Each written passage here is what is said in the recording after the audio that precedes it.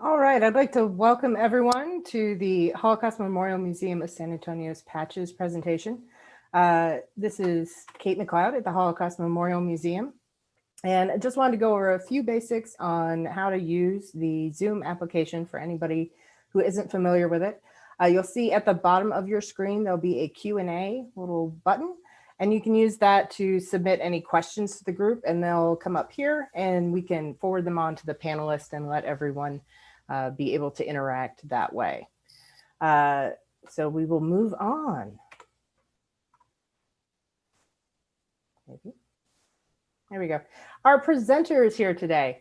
Obviously, the museum loves to bring in expert content in order to help us tell these great stories and make sure that everyone is aware of the history of the time. Today, we're going to be joined by Dr. Roger Barnes, the chair of the sociology department at UIW here in San Antonio. We're also going to be joined by James Meadors, the board president of Texas Advocates and the San Antonio League of Self-Advocates state representative here in Texas, and Judith Lawford, also with the San Antonio League of Self-Advocates. And they'll be helping us answer questions today and giving presentations of their own. So I'm going to give you an overview of the program. We're going to start out with Dr. Barnes giving us a lecture on T4 and the euthanasia program led by the Nazis during World War II against people with disabilities. And then we're going to have a brief discussion of the film Selling Murder. Hopefully all of you were able to watch that on YouTube before we got started today, so we can have a good discussion of that film. We'll only show a few minutes of it, but hopefully everyone will have lots to say. And then after that, we're going to move into a presentation by James. And he's going to talk about disability rights in Texas here today and the issues that are currently facing people.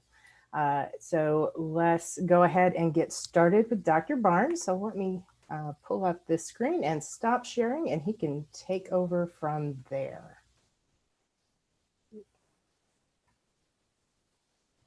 Dr. Barnes, you got your screen share on?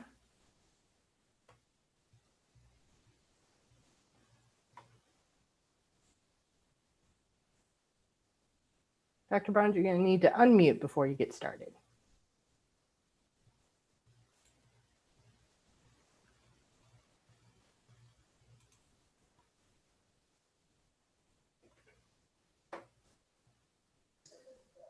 Okay, we okay now? There you go. Okay. All right, well, we'll make this work yet. Okay, Kate, are the, whoops, start my video. Is the, we can see your slides. There you go. Okay, all right. So screen's okay, sound's okay. Hi. Yep. One and all, my name is Roger Barnes, and I want to thank Kate McLeod and the wonderful staff at the Holocaust Memorial Museum for extending an invitation to me to join you all this afternoon. And I'm particularly pleased to share the program with representatives from Texas Advocates and the San Antonio League of Self-Advocates, James and Judith. And so our topic this afternoon, my topic, is not particularly a pleasant one, but it's a very important part of the Holocaust and something that we need to know about. Specifically, it's about the Aktion T4, or the T4 program, as it was known. This was the Nazi euthanasia centers. This predated the extermination camps, but it provided for Nazi personnel, and we're going to name names, to receive very valuable administrative and program experience in the process of mass extermination. The program got its name because the coordinating office was located at Tiergartenstrasse 4. And that's how T4 came into being. This was the administrative headquarters. And this document is Hitler's order for the euthanasia program. The translation here is a little bit garbled, but what is interesting to me is that this is one of the few surviving documents that we have from these terrible times that actually has Hitler's signature on it. Essentially what he is doing here is assigning to two people, Karl Brandt and Philipp Bouhler, responsibility for administering the T4 program. And this is a picture of Philipp Bouhler and Dr. Karl Brandt. He was a medical doctor. What we're going to see here is that much of the killing that went on in the T4 program was administered directly by trained medical personnel, physicians, nurses, psychiatrists, and others. But there are two people right there who were the principal administrators in the early phases of the program. T4 ran from September of 1939, which coincides, of course, with the beginning of the war, to August of 1941. So it's essentially a 2-year program officially. But as you'll see here, the killings continued all the way to the end of the war. And in fact, just a little bit beyond the end of the war in 1945. So who were the victims? Well, they were the physically disabled, the mentally ill, people with intellectual disabilities, so-called social deviants, alcoholics, defectives, imbeciles. In the Nazi parlance, those unworthy of life, those deemed as useless eaters. I think it's important for us to remember here that this program didn't just drop from the air. This arose from what had been a long-standing policy of racial purity and eugenics and social Darwinism. And some of this was not completely originating in Nazi Germany. Some of this, especially the social Darwinism and eugenics part, comes from the experience of the Americans. Officially, the records put the death toll at 70,273, but with the killings continuing past August of 1941, I think we're really looking at about 200,000 people who were killed as part of the T4 program. The killings took place in 6 different euthanasia centers, starting in the south, Hartheim, Grafeneck, Hadamar, Bernburg, Brandenburg, and Sonnenstein. These were the 6 locales for the euthanasia program. I'm going to show you some pictures of each of these places as they were in the 1940s. And for a couple of them, I'll show you what remains today. There's a couple of precursors to the T4 program that we need to know about. A couple of laws, bureaucratically. One was the law for the prevention of hereditarily diseased offspring. Okay? This was adopted in July of 1933, and it prescribed compulsory sterilization, sterilization for schizophrenics, imbeciles, alcoholics, epileptics. And it was administered through a system of hereditary health courts. And this targeted nursing homes, asylums, prisons, homes for the aged, and special schools. So it's very important here for us to remember that it utilizes other pre-existing institutions, takes from those institutions, asylums, prisons, homes for the aged, other psychiatric institutions, and it takes people from those places, puts them in ambulances, or actually they were buses, and then takes them to these different euthanasia centers where people are put to death. But that's going to come. Right now, this law, adopted in July of 33, probably was responsible for the sterilization of about 360,000 people. The second significant little bureaucratic precursor to the T4 program was the creation of the Reich Committee for the Scientific Registering of Hereditary and Congenital Illnesses. Indeed, a trial case did come in 1938 when a German family, asked Hitler for a mercy killing of their child. The youngster, the boy, was blind. He was physically and mentally disabled. Permission was given, and the young boy was put to death in July of 1939. 3 weeks later, the Reich Committee was formed to register and kill, quote, defective children.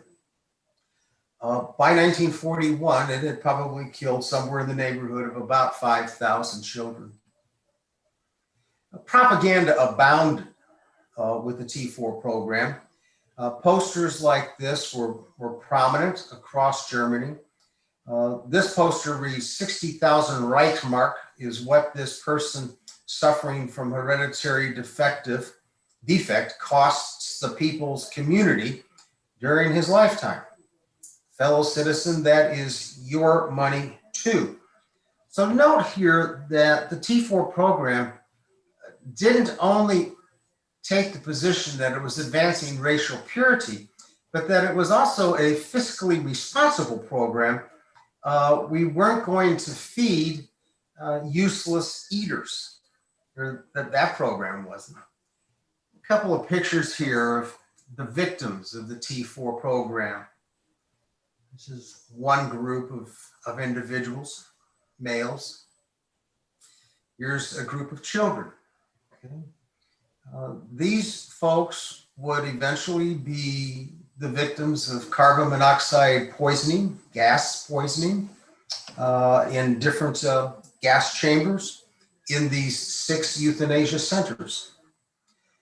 And I'm not going to go, don't panic, I'm not going to go over this point by point or box by box, but I wanted to just show you that just from a distance, you can see how bureaucratized the T4 program was, how it was linked to courts, to schools, to hospitals, to psychiatric institutes, to the SS, to the Schutzstaffel. This just gives you a sense here of how the Nazis approached the bureaucracy of T4. It was amazingly complex. It had to put together hospitals, doctors, ambulance services. Required a great amount of coordination. And in classic Nazi style, that meant enormous bureaucracy.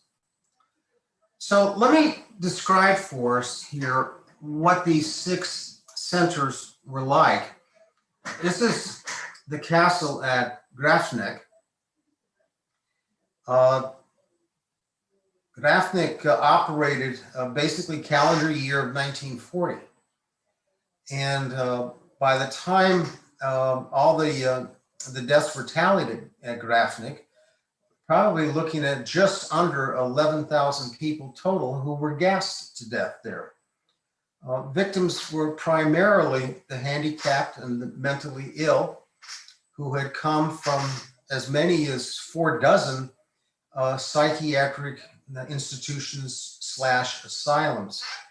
The castle at Grafeneck actually had been there since 1560. It had been in existence for a long time. And it was pretty large, very spacious, and was home to somewhere between 80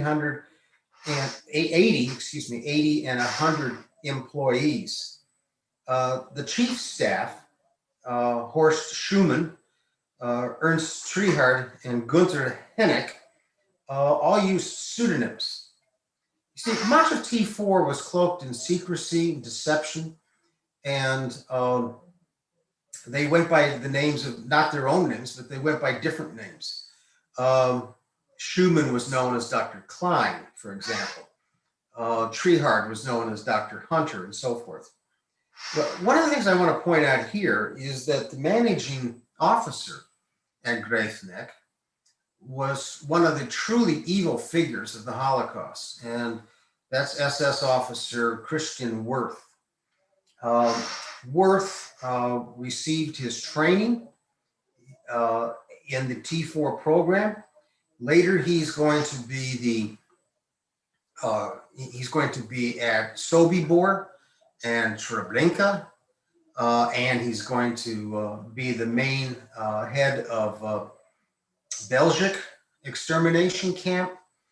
So he's a classic example of how the T4 program served to train an entire corps of SS officers in the process of mass extermination.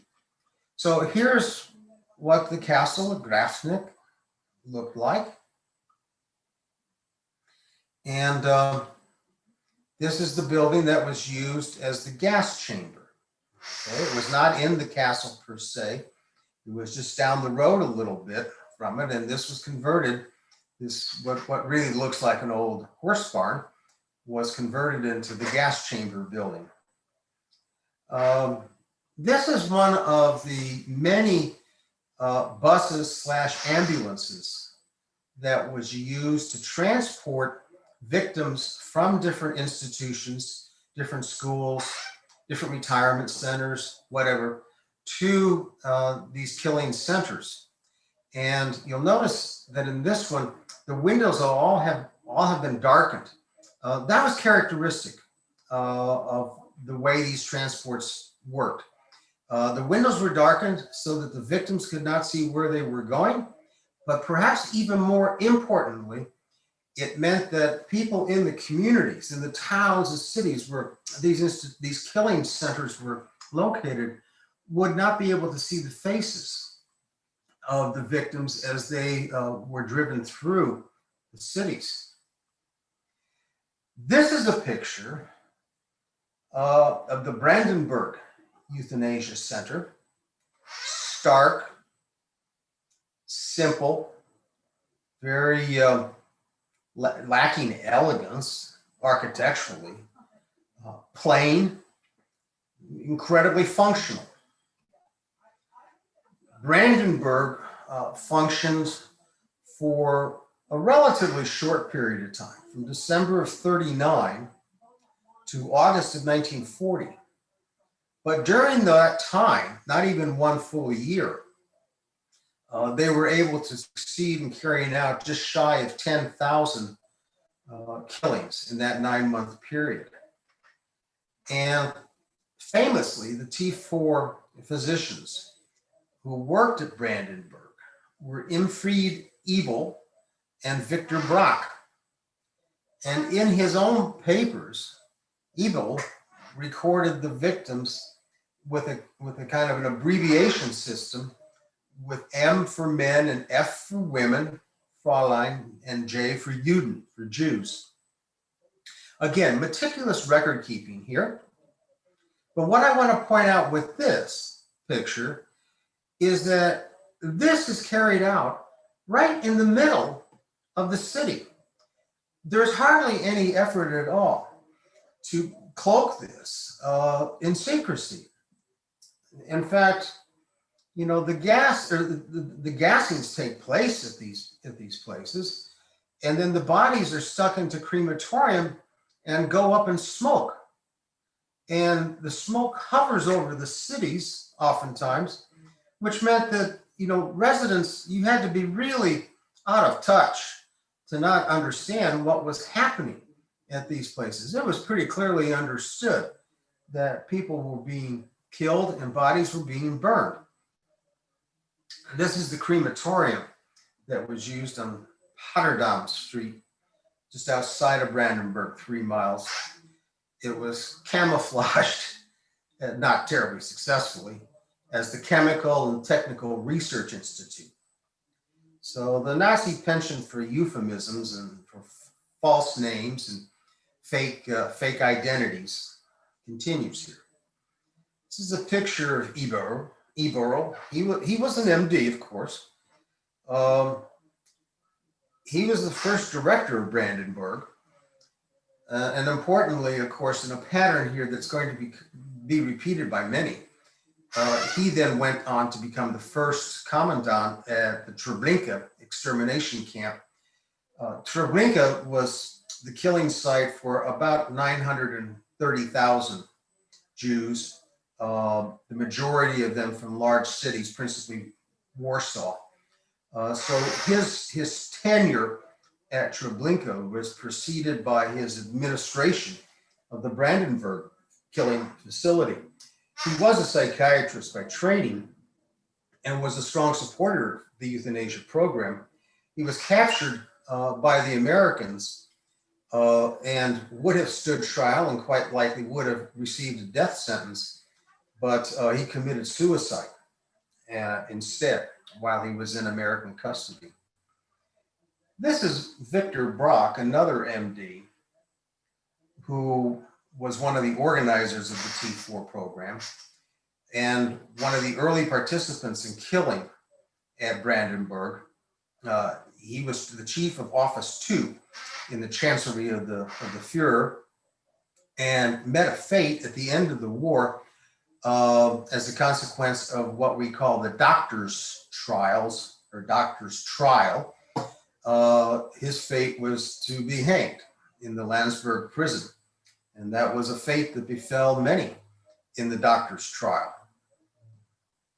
And this is what the Brandenburg facility looks like today. I was there 2.5 years ago during a spring break trip. I went with a human rights group sponsored by Southern Methodist University. In fact, I've traveled with them on a number of Holocaust-related trips. And this is what remains of the Brandenburg facility. They do have a very, very good museum here, but this ground is all that remains. Then there's the facility at Bernburg. Okay, this is an early picture of the Bernburg facility, and it used a couple of buildings here to carry out its killings.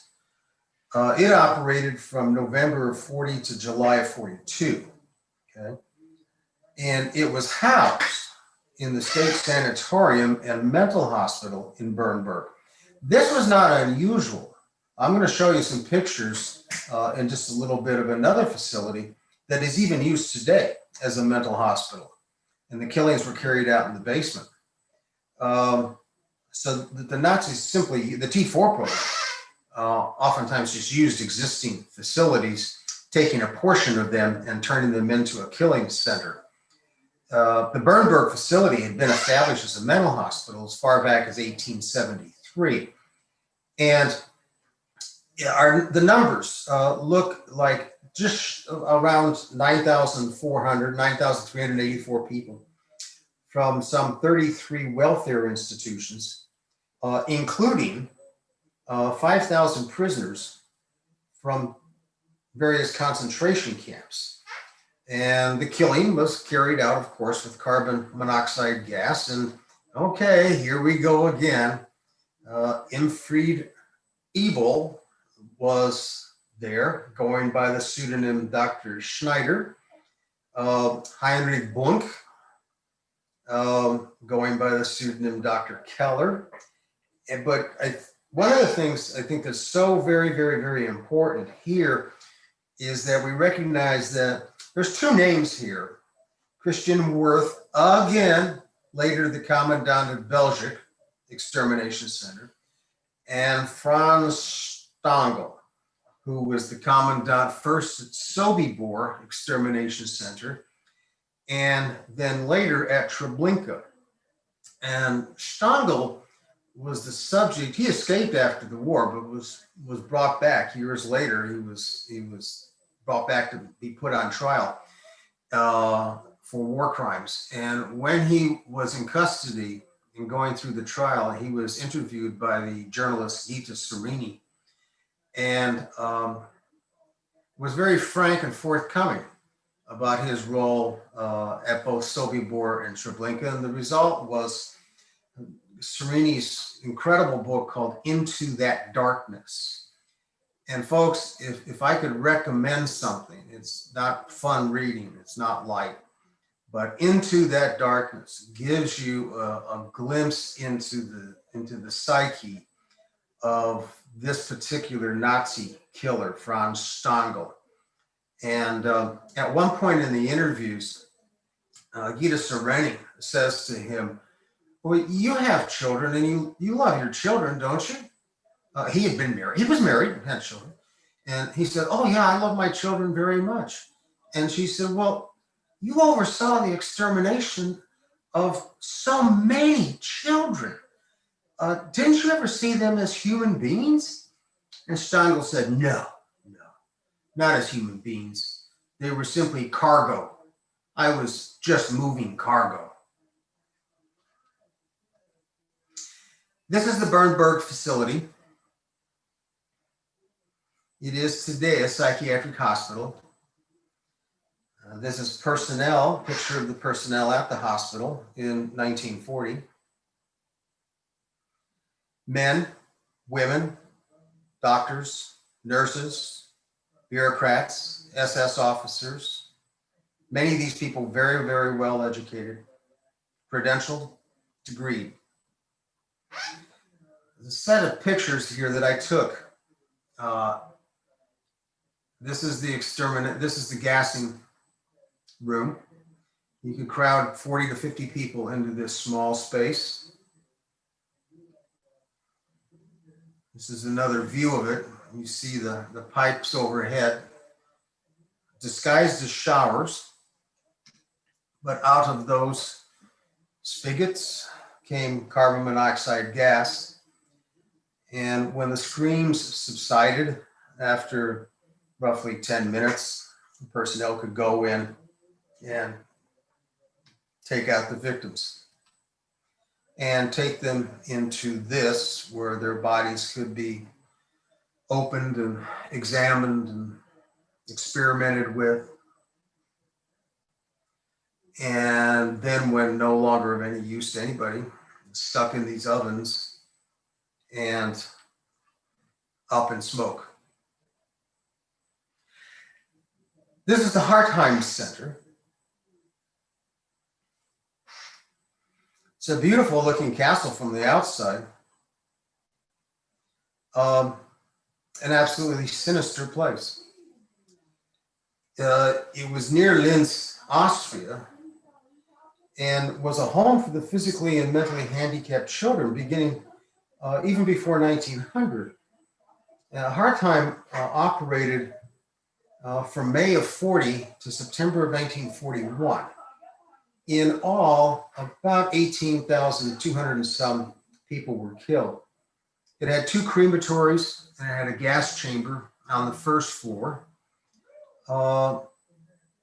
In all, okay, that is including the entirety of the war, about 30,000 people were killed at Hartheim, and some 12,000 concentration camp inmates after September of 1941. The victims' ashes were scattered in nearby rivers. And in 1945, at the end of the war, the US Army came across a page indicating that, quote, disinfecting 70,273 people with a life expectation of 10 years had saved food in the value of 141 million plus Reichsmarks. And in a pattern now that's becoming wickedly common, we see that Stangl and Wirth both show up at Hartheim. So by the time Stangl and Christian Wirth end up as extermination camp commandants, they were extremely skilled as a consequence of the T4 program. This is the inside of the castle. And this is Hartheim's gas chamber. This is the door to the gas chamber. Pretty straightforward, pretty functional, very lethal. And a scene that became commonplace at all of these sites, making it really ultimately very difficult to hide what was going on. And that's the smoke as the bodies were burned. Next, Sonnenstein Euthanasia Center. And it was located near Dresden. This actually had been, this is an interesting historical note here. It was the very first major hospital for the mentally ill that had been established in Germany. And the Sonnenstein Center had been created back in 1811. But well more than 100 years later, from June of 1940 to September of 1941, 13,720 people perished at Sonnenstein. There were 4 buildings, and in the cellar of block C16 was a gas chamber and 2 coal-fired ovens. Like most of these euthanasia centers, we're looking at personnel that comes very close to numbering about 100 in all. The medical director at Sonnenstein was Hermann Paul Nitsche. He was later executed. And importantly here, concentration camp prisoners were executed at Sonnenstein as well as the other victims. And those concentration camp prisoners came from 3 somewhat famous concentration camps: Ravensbrück, which was a woman's camp, Sachsenhausen, and Buchenwald. And I should say that after the end of the war, there were many, many trials, but much of the personnel at Sonnenstein were put on trial in the Dresden doctor's trial, which was held in 1947. This is a picture up on the hill, up here, of the Sonnenstein Castle. This is a picture that was taken, obviously, in the wintertime of 1941. And here is the gas chamber as it looks today. This is the door to the gas chamber. What you're looking at inside the gas chamber is a very simple memorial wreath. And then we come to Hadamar. In the Hadamar Euthanasia Center, it originated as a prison in 1883, but was transformed into a mental institution in 1906. A total of about 10,000 people in all killed at the 8 months that it was in operation. Later, the killing center was used for some 4,000 plus prisoners. And the staff celebrated, notice here they killed 10,072 according to the official records. The 10,000th killing was the occasion for a beer and wine party. And the staff passed out beer and wine and they toasted one another. Hadamar could kill somewhere in the neighborhood of about 100 people a day. And doctors had a reference system in which they would mark simply kill, or kill and remove the brain, or kill and extract gold teeth. So we're really diabolical. Yeah, this is, I emphasize again here, many of these killing centers were not really camouflaged at all. And the local populace caught on fairly quickly as to what was going on in these centers. Children famously had a little song of sorts for the Hadamar victims with the lyrics, "You're not very clever, you will go to Hadamar and into the ovens." And the consequence was the thick smoke often clouded Hadamar. Here's a picture of people who were trained to help, to provide medical assistance. But at Hadamar, they were turned into an execution staff. This is the nursing staff at Hadamar. And this is the gas chamber at Hadamar. And there's evidence of that smoke hanging over the city.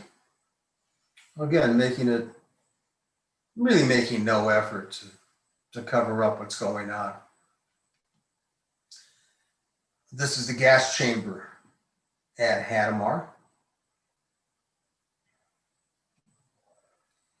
And here, as we come to the end of this presentation, we get to August 24, 1941. And here Hitler suspends the T4 killings. Now, this is a long and convoluted story as to how Hitler ordered the end of the program. But essentially, he received a lot of pressure from the Catholic Church and also pressure from families and some Nazi Party officials. Families were notified that their loved one, their child, their mother, their grandmother, their father, had died in one of these facilities, and they would send back to the family phony explanations of how they died, saying, for example, well, your father passed away because of a bursted appendix, when in fact, the family knew that his appendix had been surgically removed when he was 12 years old. And so finally, families began to suspect that something very nefarious was going on and put pressure on the government to suspend these killings.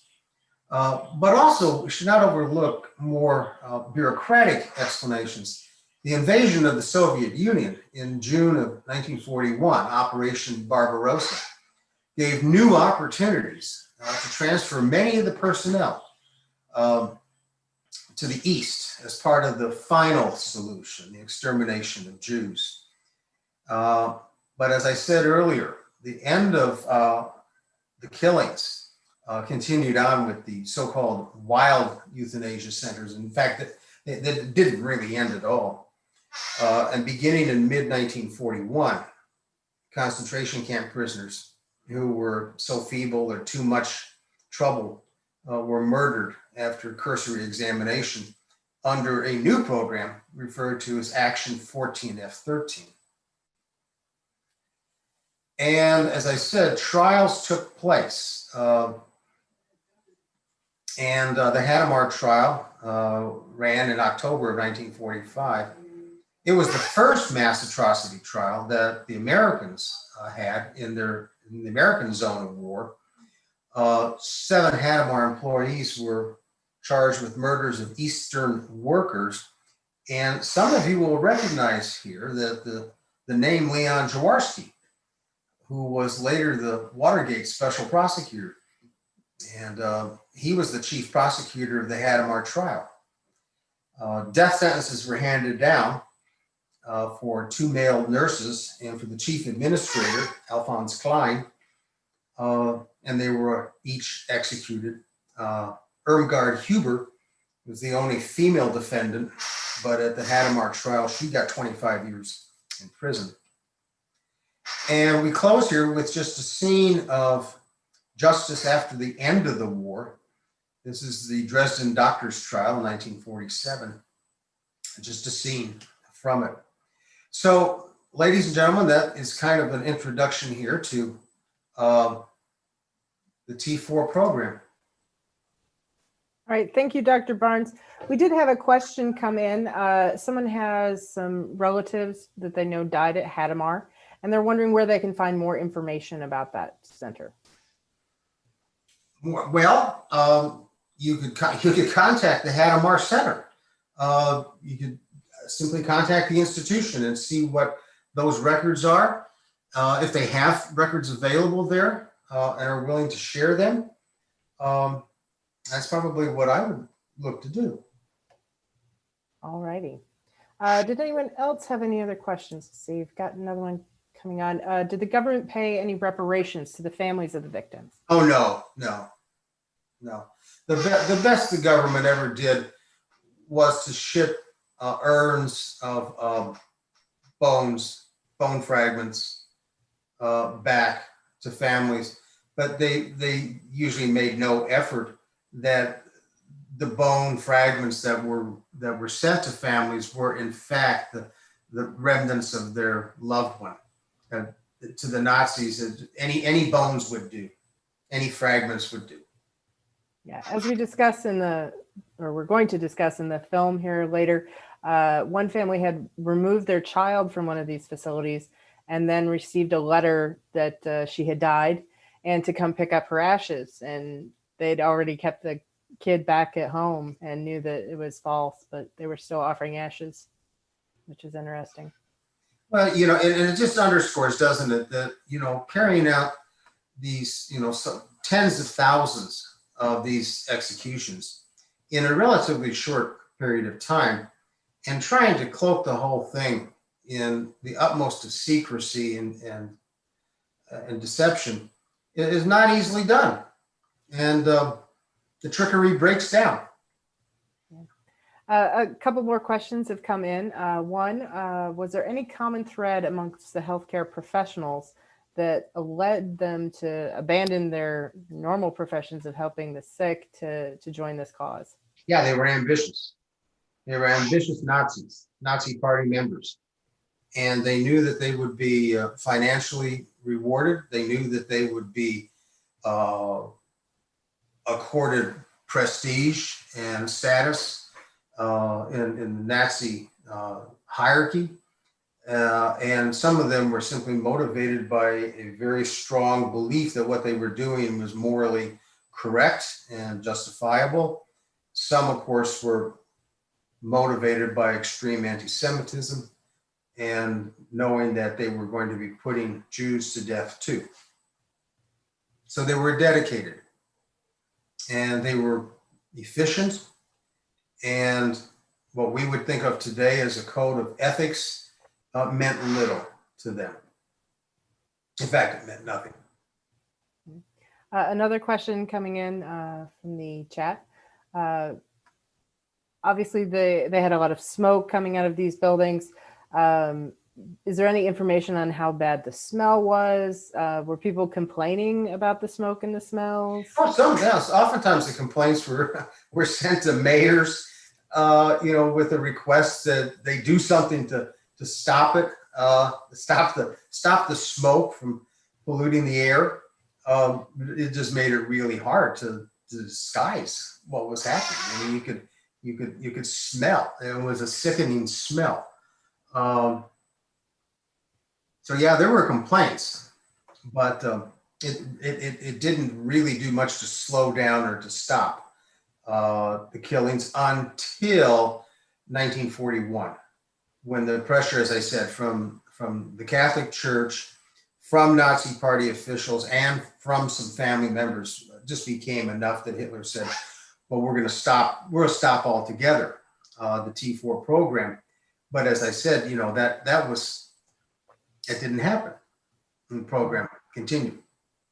And so a follow-up question again from the web here. Why was the Catholic Church able to be so successful in stopping T4, but they didn't seem to have any such authority or power or even interest when it came to the murder of the Jews later? Well, I wouldn't give the Catholic Church all the credit for helping. They were one piece of pressure that was exerted upon the Nazi hierarchy to shut the killing centers down. But St. Francis has just opened up the archives of the Vatican, and the answer to that question probably is going to get some research here in the years ahead. Now that historians and others can get into the Vatican archives and get a much clearer picture of how Rome was responding during the war and before the war. So, but I think one thing is to just recognize that, the pressure came not only from the Catholic Church, but it came from Nazi party officials themselves. They were having, some people, who were Nazi officials, had a niece, a nephew, a grandmother-in-law, somebody like that, who died in T4. So that put a different wrinkle on it. Yeah. And as all of us age, we occasionally fall into, mental reduced capacity. And that could have, in theory, put any of them at risk for this sort of program, I suppose. Yes. Yeah. Another question, and we'll take these last two and then we'll wrap up and move on to the next section. Are there any modern societies that have done something similar with euthanizing the disabled? Well, I suspect that you could probably go back in the earlier part of the 20th century and look at the Americans. Maybe not so much, not quite so clear about euthanizing, certainly sterilizing certain populations. But the answer basically is not that I know of. And then a more general question, how did you become interested in researching this topic? Well, I guess started all the way back when I was in high school. I started reading about this time period and following documentaries, and I was just intrigued by it. And I made my first trip to Poland, to the extermination centers there, the 6 centers. I made that trip, and the first one was in 2014. And that's when I decided, I've enough studying, enough reading, enough note taking, time to teach a course on it. So this coming spring, I will again at my university teach a course on the social history of the Holocaust. And students find it very interesting, I think, because, the first thing I asked them on the first day is, tell me what you know about the Holocaust and events and people associated with it. And they answer, well, Hitler and Auschwitz. And I say, okay, what else? And it's kind of like, don't know, don't know anything. That's it. Okay, well, we're gonna do some learning in this class. And so it's a really good class to teach. It's not a required class, so I get students who are motivated and interested by the topic. And I just find that every time I go to Poland, every time I go to Latvia, Lithuania, Germany, and go to what remains of the concentration camps, extermination camps, the psychiatric institutes of the T4 program, I just come away with even more questions and more things to research and study. So it's an endless project. Well, hopefully with the new Texas Holocaust Remembrance Week being mandated last year, we'll get more Texas students coming through the public school system, understanding a little more about the Holocaust, and they'll be so much more prepared for your class. Yeah, that would be nice. But yeah, so I've enjoyed this time with everybody, Kate, and I thank you and your good people at the Holocaust Memorial Museum for inviting me. It's been. Oh, thank you. Hang around, we might get more questions later. I'm not going anywhere. Okay. I look forward to the rest of the program. All right, so we're going to go on and start discussing our film a little bit here. So hopefully everyone had a chance to go and watch the film before this presentation, so we'll be able to get some good questions. So the film that we're talking about is called Selling Murder, the Secret Propaganda Films of the Third Reich. And so this film looks at the different methods that the Nazis used to eliminate those they considered weak and purify the so-called Aryan race by either killing or sterilizing the intellectually or physically disabled people that they had under their control. It shows excerpts from Nazi propaganda films, and it was intended to justify and gain public support for their actions. And they list reasons, including mercy killings and the cost of taking care of these people, or simply that they were helping natural selection and that the human race had kind of gone against the principles of evolution by keeping people alive that were weak and that nature would have naturally weaned out of the population. So if you haven't seen the film, it is available on YouTube. We've got the website here down at the bottom of your screen if you want to copy that down.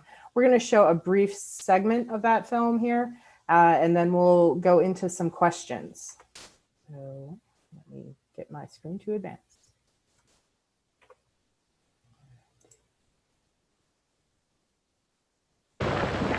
The Nazis referred to disabled people as life unworthy of life.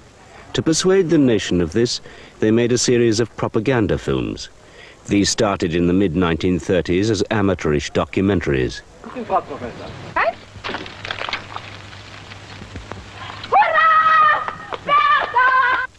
They ended in the early 1940s with a highly sophisticated feature film using far more subtle and insidious methods of persuasion.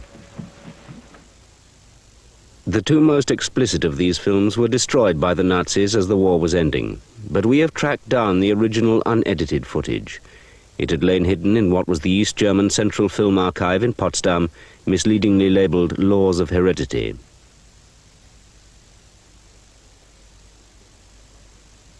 Together, these films provide a chilling insight into the perverted thinking that underpinned mass murder.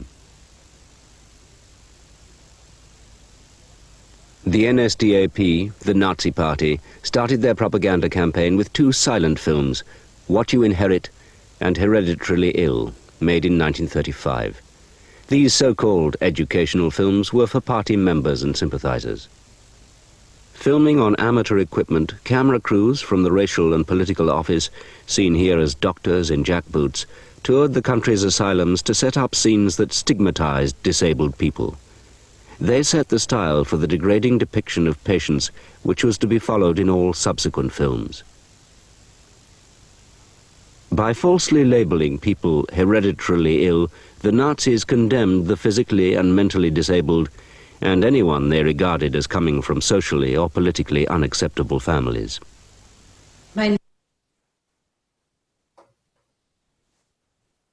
All right, so that's a preview of the film. Obviously, it shows a lot of archival footage, and they do some recreations of films that they only have the script for. And it's really interesting to see how the Nazis went about selling murder to the populace. So do we have any questions about the film from the audience? Did anyone watch the film and want to discuss with the group?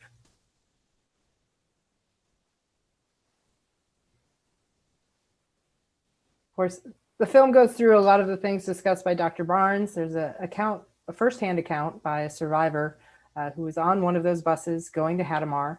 And for some reason, she was asked a question before they moved her into the gas chamber. I think they asked her name and where she was from. And because she was able to answer that question, they took her aside and didn't put her into the gas chamber. And she didn't realize until much later exactly how close she was to death there. And so it's a really powerful account. I really encourage everyone to get a chance to watch that film. It's available free on YouTube. You can watch the whole thing. We're not showing all of it here, both for time and copyright considerations. But if you have any questions about the film, we'd love to take those now. And just type them into the Q&A box at the bottom of your screen. And we go ahead and answer those for you.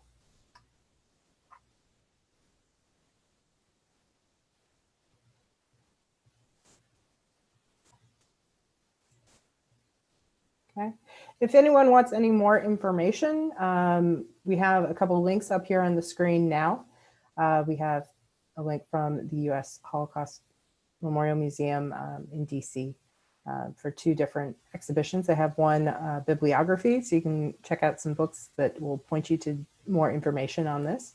And they also have an online exhibit focusing on the Nazi persecution of the disabled.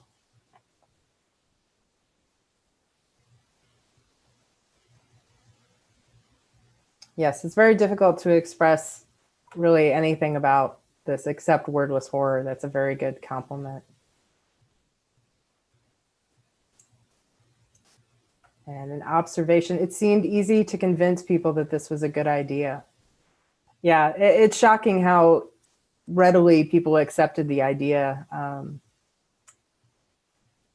It's hard to believe that you can go about thinking that it's in the best interest of the people to kill them rather than to give them an opportunity to live a full life. And I'm sure remains a struggle today for people that don't know how to handle their family members, and they're able to weasel in this propaganda to make people think that they're better off without life. And it's shocking in modern day sensibilities, but at the time it was persuasive. Any other questions or comments? We'll move on to the next thing. All right. So today we have a wonderful resource for us, James Meadors. He's going to talk to us about some things that are happening today, and how times have changed, thankfully, and we're continuing to make progress in this regard. James, do you have your video on and unmuted? Oops. There Right. you go. Well, we can hear you. You cannot start the video because. Uh-oh. Well, we can hear you anyway. Let's see. Now you guys can see me? Let's see. We'll stop the share. Yeah. And there we are. All right, James. Would you like to introduce yourself, or do you want to just dive into your slides? Sure, I can introduce myself. I'm James Meadors. I am the past president of Texas Advocates. Texas Advocates is a statewide self-advocacy group run by and for people with intellectual disabilities. And we have different chapters around the state, and also to have other self-advocacy groups around the country called People First or self-advocacy groups. We are fighting the same rights, responsibilities, and to be involved in the community. All right. Thank you. So I'm going to go ahead and put up your slides here. Do you just let me know when you want me to advance them, and I will do that. Okay. Sure. So let me just pull this up. There we go. Oh, Judith have a question. I just want to let you know. Okay. Oh, that's not Judith. I thought that was Judith. Yeah, I'm not able to put my video on without permission. Oh, let's see if we can. I'm only a prop. I'm here to assist James if he needs it. So, All righty. okay. Go ahead, James. Let's tell us Okay. about the historical treatment. Okay, the history of the people with intellectual disabilities started back in the medieval times. During the medieval times, oftentimes kings and queens as court jesters to perform them. And sometimes they use people with intellectual and developmental disability be the fools and please the king and queen and also the audience around them. During the same time, over the generations, from Oliver Twist, if you remember the movie Oliver Twist, a lot of people back in the day using their caps to beg for money. It was, this is how the word handicap got started from, not because of the horse races, but people in the street corners was begging for money in the corners with that cap on. And that's how the word handicap got started. Even like the earlier speaker, we're talking about people got killed by when they were infants because of their genetic stuff. And sometimes they create villages and to call idiots to have institutions where people with intellectual and developmental disabilities live at. Because it's not just happening in Germany, but also happening in the States also, because most of the institutions back in the old days, even the early days of our country, were in the country somewhere in isolation where the other public don't know about us. And also they think, because they thought that'd be a good living situation because they could be isolated from the outside world and they have their own farms that take care of the land and do other stuff. Even during that time, people think some of the people with disabilities blood was taken by the devil because back then some people think their blood was taken because I remember 2 decades ago, I did a film documentary about the institutions in Oklahoma. And I remember a mom and dad who's about 83, 84 years old. And they tell me the story about their daughter who have disabilities, and also talk about a daughter who do not have disability. And the daughter without disability wanted to date a boy in the neighborhood, and the neighbor said, "You cannot date this girl because her parents are taken. The blood is taken because of that person because she have a disabled child." And that's how people perceive us, because still we have institutions in Texas and other states around the country. But since the mid 70s to today, a lot of the institutions are gone away. But still in Texas, we used to have 13 institutions in Texas, but now we have 11. And every year the numbers are going down, down, down, because some people know about community-based services if they're living in a group home setting, or a parent put them live in the community with some support to help them to be a contribution into the community. But still, the lawmakers put more money in institution settings instead of community-based services, because we have a huge waiting list. Over 150,000 people are waiting in Texas.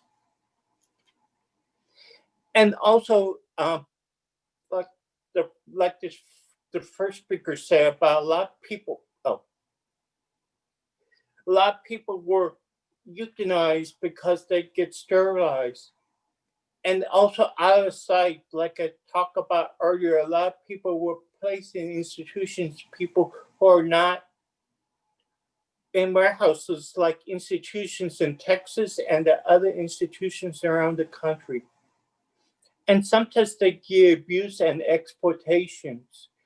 One of the main stories about institutions back in the 60s and even early 70s, when Horror, I can't say his name now, Horror Guerrera, he said, Geraldo Rivera, you're talking about Willowbrook. yeah, Yeah. thank you. And he went to an institution in New York called Willowbrook, and he met a person named Bernard, and him and his film crew took pictures of that institution because of the lack of care, and people are not willing to help people with disabilities. Then people start talking more about why we're doing this to our own people, because back in World War II, we witnessed that in Germany, and we could do better than that. Then throughout the decades, more states thought we need to fund more community-based services, not put people in institution setting to live in the community. Even the institutions back in the day when someone died, they don't put the person's name on it. They use their case number.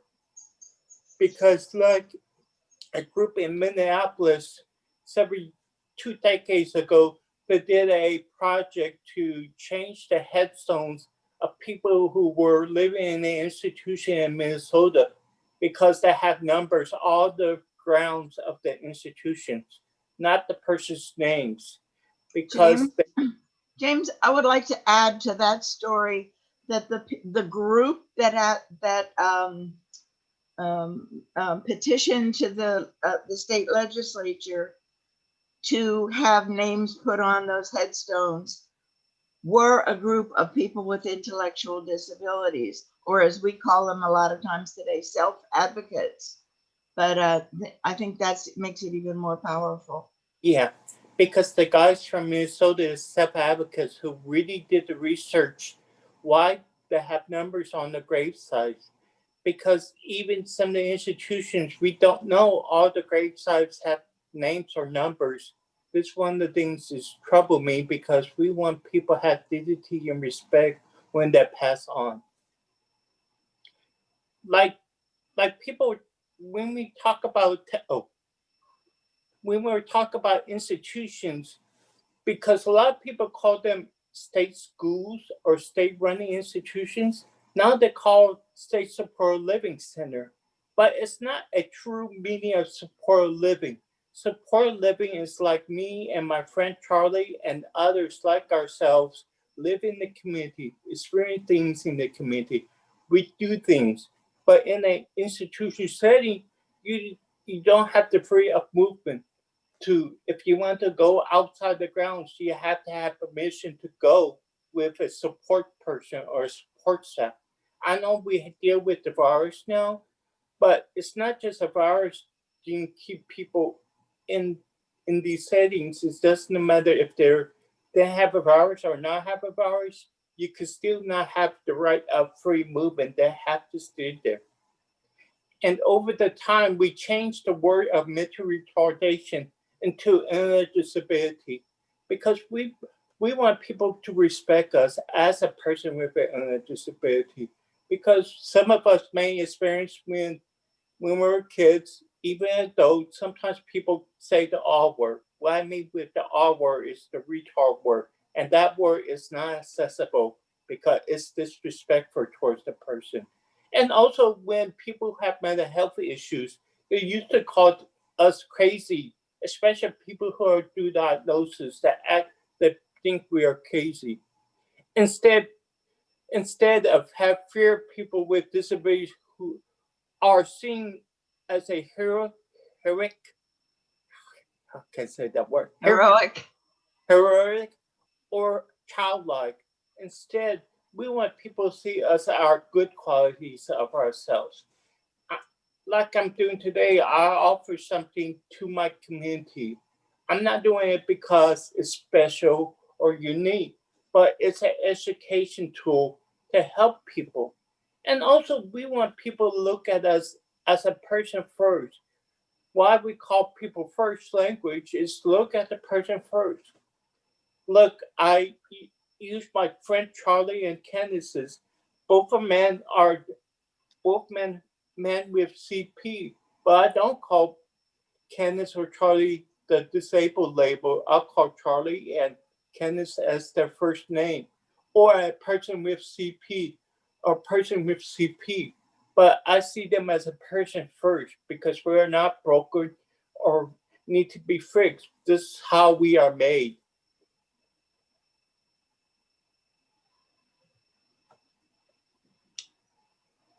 We still have a long way to go for full inclusion into the life of the community, because oftentimes we still have people who want to live in a community living situation, to live the same experience I am and then my friends does, because we still have barriers to live in the community.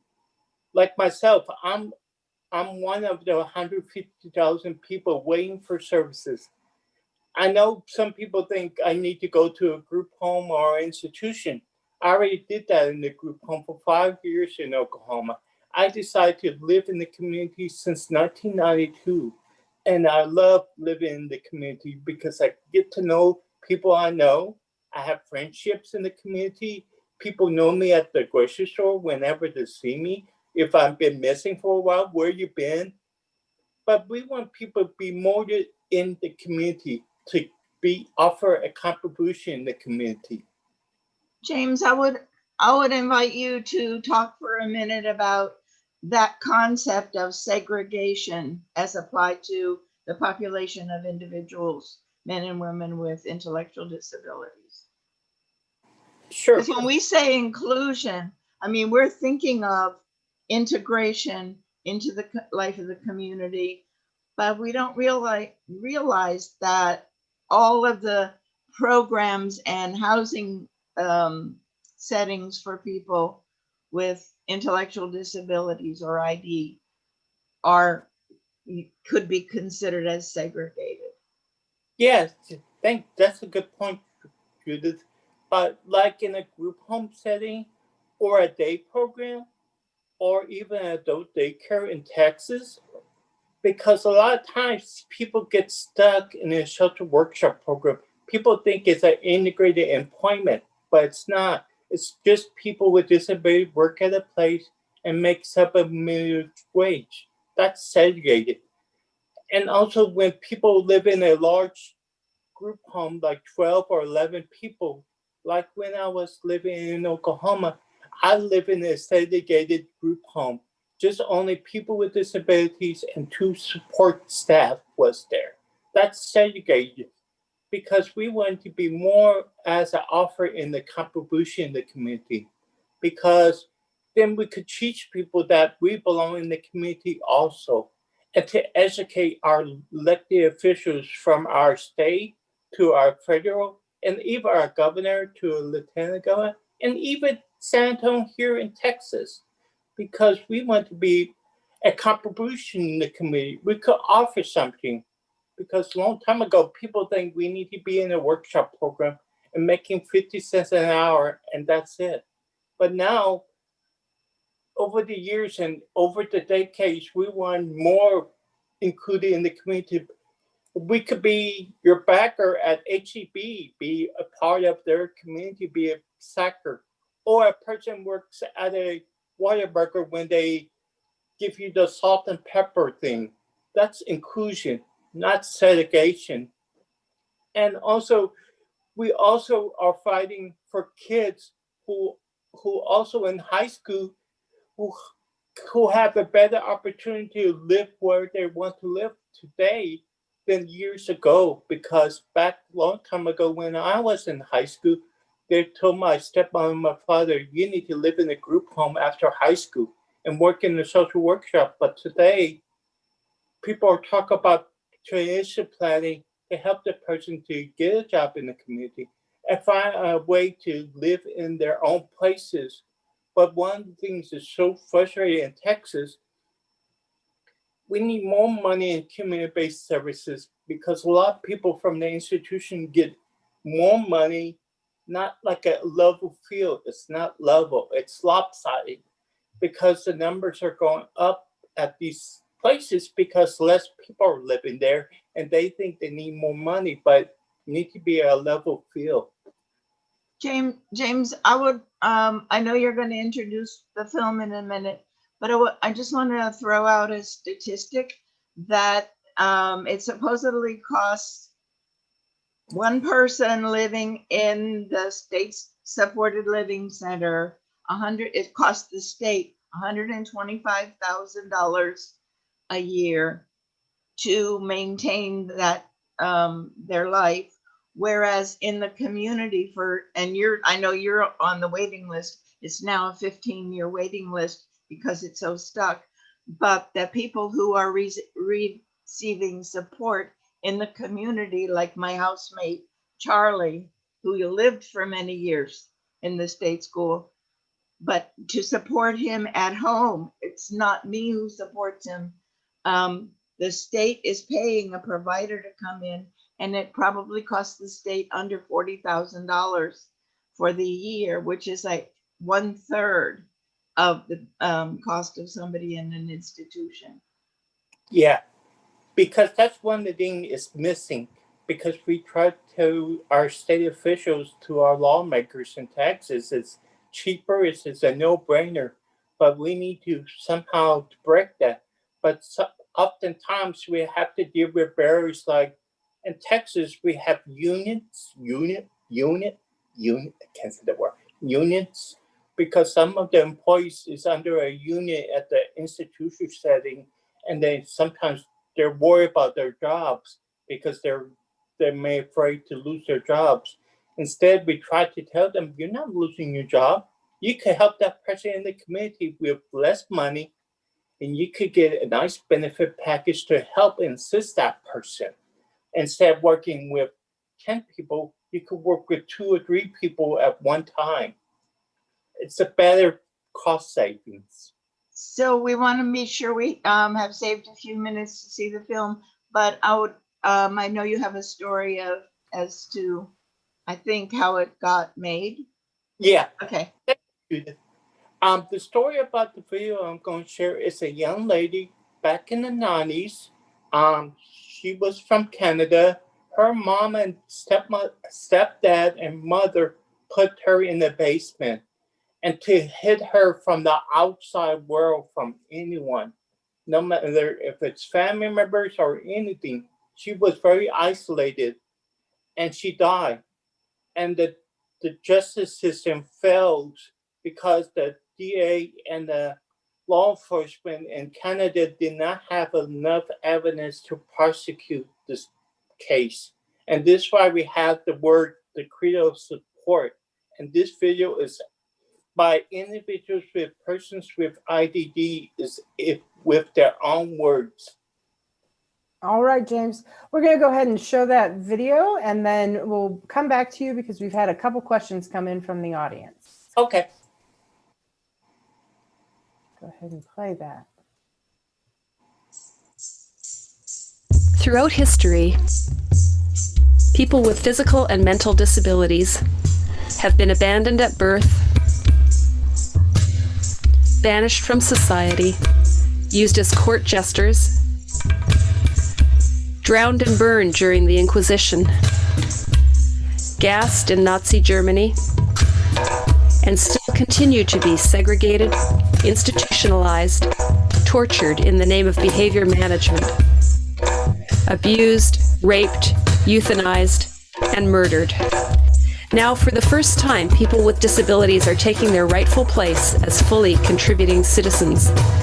The danger is that we will respond with remediation and benevolence rather than equity and respect. And so we offer you a credo for support. Do not see my disability as the problem. Recognize that my disability is an attribute. Do not see my disability as a deficit. It is you who see me as deviant and helpless. Do not try to fix me because I am not broken. Support me, I can make my own contribution to the community in my own way. Do not see me this way. I am your fellow citizen. See me as your neighbor. Remember, none of us can be self-sufficient. Do not try to modify my behavior. Be still and listen. What you define as inappropriate may be my attempt to communicate with you in the only way that I can. Do not try to change me. You have no right.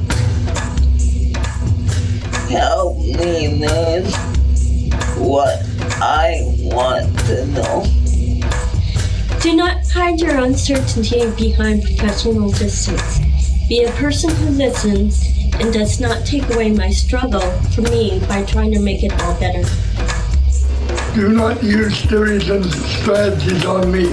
Be with me, and when we struggle with each other, let that give rise to self-reflection. Do not try to control me. I have a right to my power as a person. What you call non-compliance or manipulation may actually be the only way I can exert some control over my life. Do not teach me to be obedient, submissive, and polite. I need to feel entitled to say no if I am to protect myself. Do not be charitable towards me. The last thing the world needs is another Jerry Lewis. Be my ally against those who exploit me for their own gratification. Do not try to be my friend. Get to know me.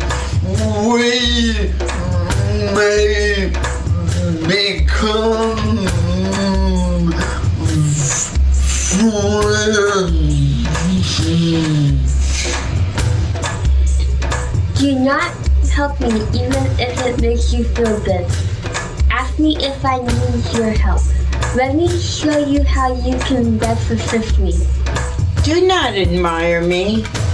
A desire to live a full life does not warrant adoration. Respect me, for respect presumes equity. Do not tell, correct, listen, support, and follow. Do not work on me. Work with me.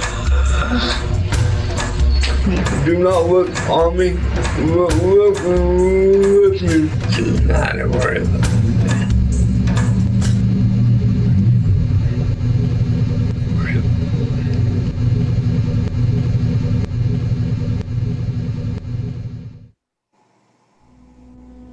This video is dedicated to the memory of Tracy Latimer.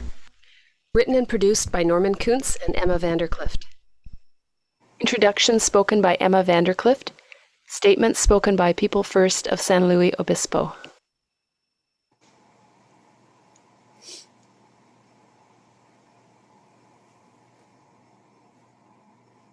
Kate, you're muted. There you go. I said that was a powerful video. Thank you for sharing it with us. We really appreciate that. Welcome. I have copies of that printed out that I can provide to anyone who would want one. And I believe it's on our website, salsapeople.org. Excellent.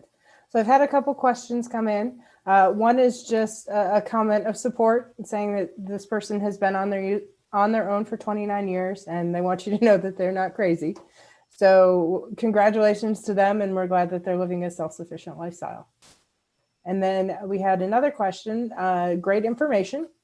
Are there any advocate groups for family members that could help educate the family members on why they should support their family member with a disability to do more for themselves independently? And is there one in each state? You want me to jump in? Yeah. If depending on what state, if you could, like, if I know some states have the ARC, I don't know where the person's from that could tell me where they live, that'd be easy. But if you could call your statewide ARC, the ARC of that state you live in, they could give you some helpful information.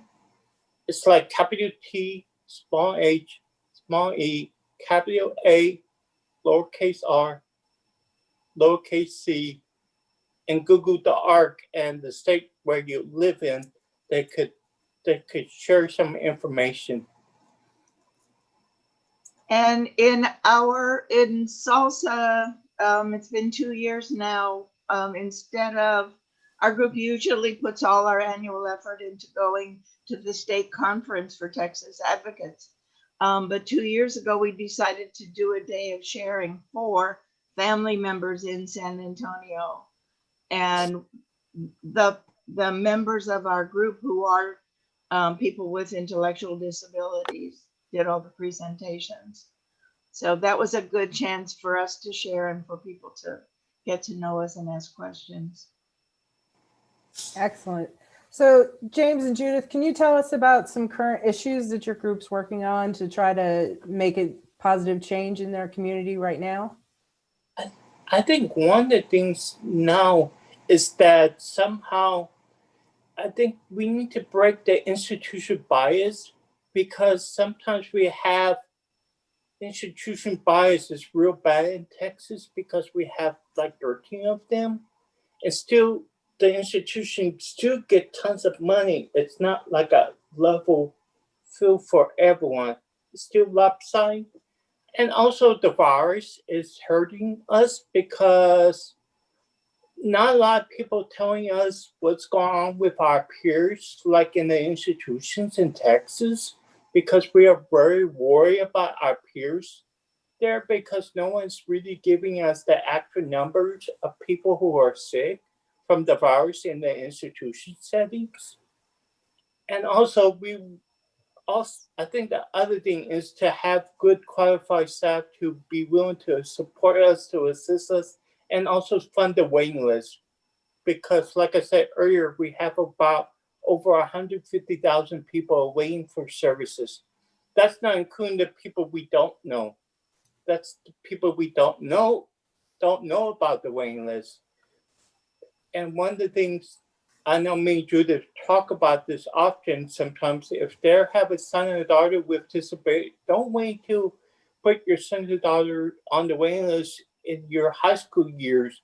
Put them as soon as possible, because it's like a 15, 20-year wait for services. So James, you keep talking about services. Can you tell us a little more about what kind of services are available for people who have children coming up? Sure. Like the typical services, education with the special education classes, but like OT, PT, they could apply for services through the local authority. It's called ACOG, but they have a long waiting list for adult services, but sometimes they have other programs to help the children and even adults called general revenue funds, but that list is long also. If you need to apply as soon as possible, not wait years later to do it. Okay, I think I have a contribution here, because you're talking about the administrative stuff, how you get it. I want to introduce you to Charlie. Hang on, he was in his room playing on his computer the whole time. This is my housemate, Charlie. He's 82 years old. Charlie has cerebral palsy. Charlie was in the state school for 35 years of his life. And then he came out and he lived in a supported apartment. And for the last 10 years, he's been living with me. We're just old friends. So the services that Charlie gets is almost 40 hours a week of a provider besides myself. I do one meal a day with Charlie, but during the day when I'm doing my stuff, Charlie is being groomed and shaved by his provider, specifically Cheryl, right? They're doing grocery shopping. Charlie's getting help to make his bed and change the linens, to do his laundry, to eat a healthy breakfast, to go to the doctor, to what else do you do? To do errands, grocery shopping. Yeah, he plays with his dog. I mean, Charlie has a very busy life on his own track, as well as being my housemate. So he has anything that he needs. If he would need, there are people with cerebral palsy who might need help with bathing or toileting, to get dressed. Charlie doesn't need that specific help, but because he has a tremor, he needs help with the razor, getting shaved in the morning. Anything that he needs to have a full, happy life and be taken care of. And he takes care of me. He helps me cook. He helps me find my glasses when I don't know where they are. I mean, there's a lot of give and take in this house. Thank you for sharing, and thank you, Charlie, for joining us. We appreciate seeing you. Thank you. Thank you. So the museum always likes to head back to, now that you know, what will you do? So here in San Antonio, now that we know more about your community, is there anything that we as audience members can do to help support you? You're talking to me? Oh, I'm sorry. Yeah, go ahead, James. James or Judith, either one. Yeah. I'm sorry. I'm sorry. I think spread the word who we are, because we want to offer a contribution in the community, educate people, because that's one of the things I think is important, is to educate people that we are in the community. We like your neighbor. We are go in the community, go shopping, go do businesses. Of course, we're dealing with the virus like everyone else, but we want to be included. But also, we want the community to embrace us. Don't have to feel threatened when you meet someone who have a disability. but instead you should embrace the person, make them feel a part of their community. And one of our slide presentations is, I'm not that special. Charlie's not that special. He's not a special person. You know, it's to get away from, you know, the mean side and the saintly side of our attitudes to people. We're all just people after all. And I believe there's a donation button for Texas Advocates on your thing that will help us talk to our legislators, that will, you know, help us spread the word and do more presentations. Yeah. Because it's not just my word or Judith's word, it's people all over the state, even around the country, because we want to be a contribution in the community, not be segregated. Very important. All right. Well, if there are any other questions from the audience, we'll be happy to take those. If not, we'll kind of move forward and thank everyone for being here and thank our presenters for joining us. Thank you for including us. Thank you. Thank you. All right. Lots of people chiming in on the chat, thanking you guys for joining us and for participating. And so I, of course, want to go ahead and thank all of our presenters today.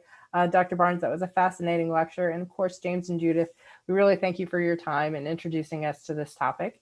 Let's see if we can get our slides to advance. There we go. And of course, thank you to all of our annual donors. This presentation is, of course, available free to you because of their support. We can't do any of our programming without donations. We just want to provide everyone in the community with as many programs as we can, but we rely on donor support for that to happen. Speaking of which, you're welcome to give donations to the museum or Texas Advocates on either of our websites at any time.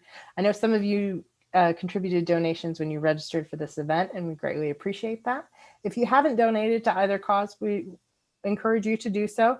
Like I said, it's available on both of our websites. That's HMMSA.org and TexasAdvocates.org. Both pages have a donation button up at the top, and we would appreciate any donations that we could get so that we can continue offering all of the programs and services that we do. All right, so that's the end of our presentation for today. I'm going to go ahead and stop my screen share to see if any other questions have come through that anyone wants to answer. We have all of our panelists here who can chime in and answer anything that you would like to know.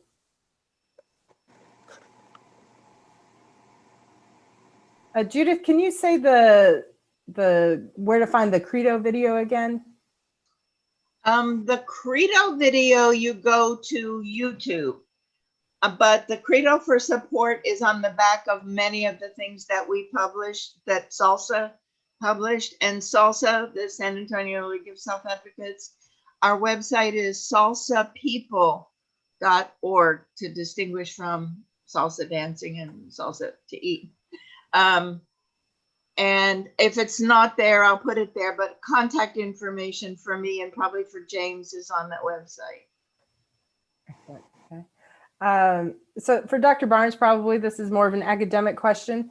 Are there parallels in the American eugenics movement of the early 20th century, maybe the Tuskegee experiment, that approaches anything resembling T4? Well, Tuskegee probably is a good example of something that comes pretty darn close. And I was thinking here, you know, that the famous Supreme Court Justice Oliver Wendell Holmes, in the case of Buck versus Bell, early 20th century, proclaimed it was a sterilization case, went all the way to the Supreme Court. And he made the comment, you know, to go ahead and give the state the right to carry Buck. And he made the comments along the lines of 3 or 4, I forget the number of generations, but let's say three generations of imbeciles is enough. You know, really, a Supreme Court justice, and a famous one at that, Oliver Wendell Holmes. So there's some pretty haunting American parallels here. and even my own discipline of sociology abound with social Darwinists. One of the famous ones was William Graham Sumner, who taught at Yale, and an early sociologist who was a social Darwinist. Simple as that. So we had a question. Someone had missed the beginning of the segment and they wanted to know where they could watch the video. We're going to put that up on our website, HMMSA.org, after this presentation wraps up, and we can get the recording down from YouTube. You can also go find it at the Jewish Federation of San Antonio's YouTube channel. So we'll have that up in a number of formats for you in a bit. Let's see, and a congratulations and good job to Judith. Someone named Chin Chin, I believe, wanted to congratulate you and thank you for participating. And another thank you from Elisa Greenwald. Any other questions anyone has for our panelists before we let everyone go? Feel free to type them into the Q&A down at the bottom.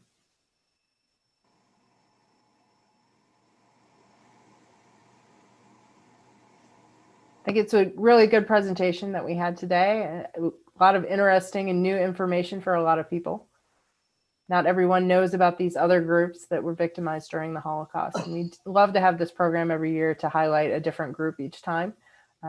We spend a lot of time on the Jewish people that were victimized in the Holocaust, and it's nice to be able to make sure that people know of the other groups as well. Here's a question for Dr. Barnes. What do you think would be a good step towards eliminating institutions today? Or I guess that could be anybody. Yeah, I mean,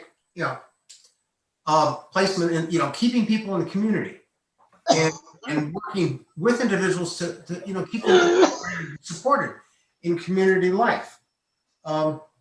James knows that can be done and has been done. You replicate that and you support that, and you come face to face with how to help people who are, after all, just people. And you don't have to institutionalize. We do way too much of that. James, do you want to chime in on that? It sounds like a better question for you, even though they sent it the other way. Maybe one of the things we need to come together, maybe our groups could come together to work on a project like that to tell our lawmakers, our state officials, say, we are dead last, guys. Out of all 50 states, we are dead last, because sometimes we're worse than Mississippi, or we're ahead of Mississippi. We're tied for last. We're tied for last of community-based services in Texas. And it's just very frustrating for this size of a state. We spend so much money in the institution settings, we don't spend enough money to help people stay in the community. I know the generations of myself and younger self-advocates, but still we need to remember people like Charlie and people like Charlie who were institutionalized still live at these places. We need to somehow tell our state officials, why not invest community? It's good for the community. There could be taxpayers that could offer something in the community. And James, you referred earlier to Willowbrook and the film that our friend Josh Tate made called Forgotten Lives. I have a copy of that DVD and I have permission to make copies, and it's a 30-minute film. I can provide copies to anyone. They'll have to find us. We didn't think of making a slide with our email contact on it, but you can find us through salsapeople.org. You'll at least find mine, and I'll get you to James or whatever. Okay. We've had another question come in, and this is for James and Judith. The Texas State Board of Social Work Examiners recently passed and then rescinded the position to allow discrimination based on disability and other identifiers. Can you speak to your involvement on the reversal of their position, or how we can avoid situations like this in the future? That's a long one. We know about it, but yeah. We wasn't involved with it. we heard about it, and for me, I'm not did it as I was kind of vocal behind on my. I'm a very vocal person on my social media page. When I saw that, that was really, really troubled me because I share it to some of my friends in other states. My French mouth just dropped. I said, "Oh my gosh, that's discrimination." I said, "You're right, it's discrimination." And I said, "Where's the ADA there?" It's ADA is the American Disabilities Act, and we were shocked when we heard that. But luckily, that I'm glad they decided to step back and say we cannot do that. That's troubled me because sometimes people think they try to fix us, but instead it's hurting us more than be successful.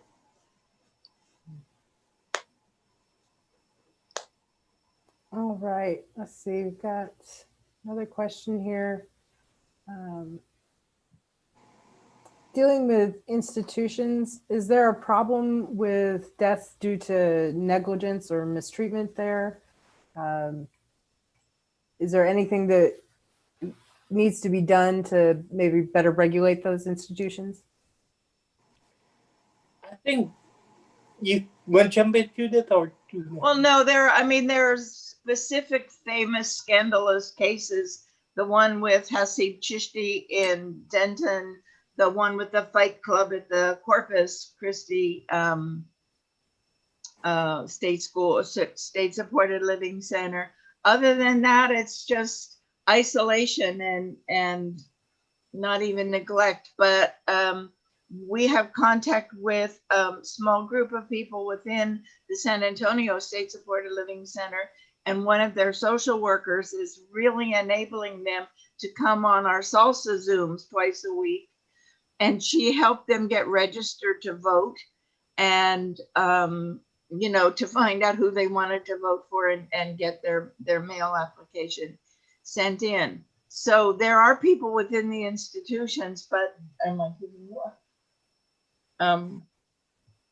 That that know that there are things they can even do from within, but there needs to be more of that, and there needs to be the understanding that we expect them to vote and have opinions. Because I think it's important, because oftentimes they think they want to fix us to put in isolation. I know this is not the norm of today, but that was the norm of yesterday. It's just so frustrating whenever I go to these institutions, whenever I hear a parent or a sibling from testify at the law to our folks in Austin, and when I met their son or daughter, I said, I thought someone who had a very significant disability, because when people share their stories about their sons and daughters or their brothers and sisters, to describe it the person one way, but when I see the person in person, my attitude changed because, I thought the person was in a feeding tube, a person who used a wheelchair, really no mobility issue. You know what I'm saying? Mobility issues. But when I met the person, I said, this person is like me.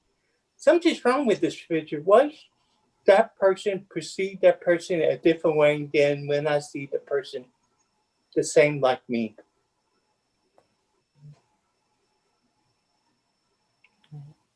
Well, since this was an election year, do you know of any situations where disabled people were having difficulty being able to register to vote, or problems with their registrations?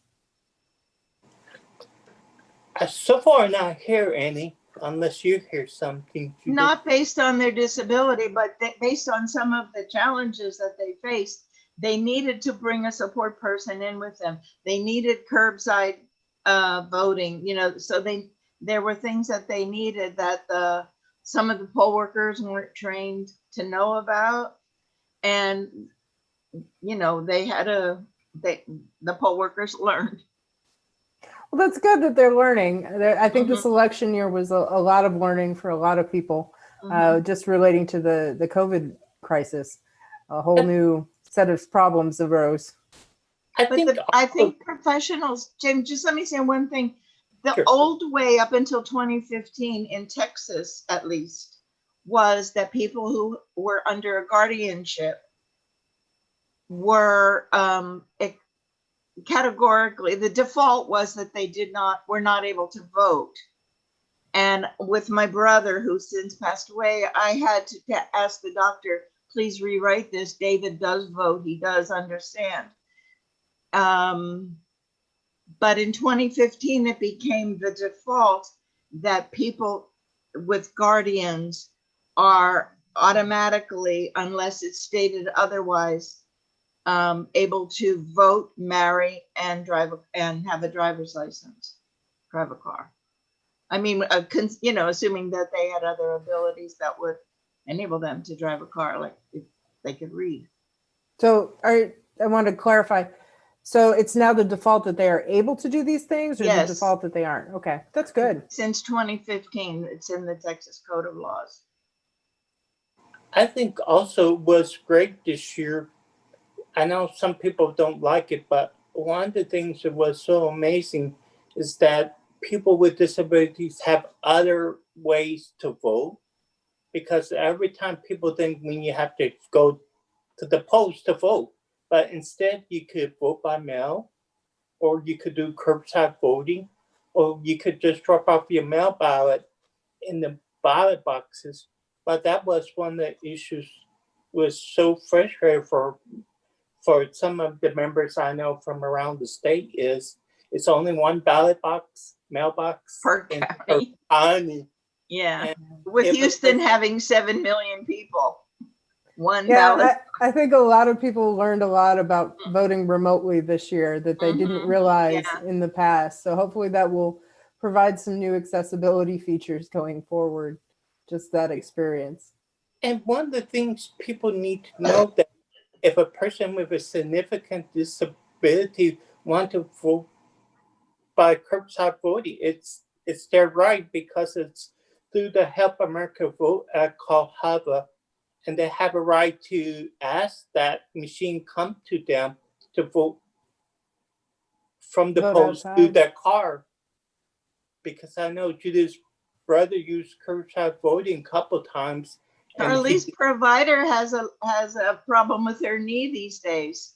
And she is not an official disabled person, but she had to request curbside voting. So.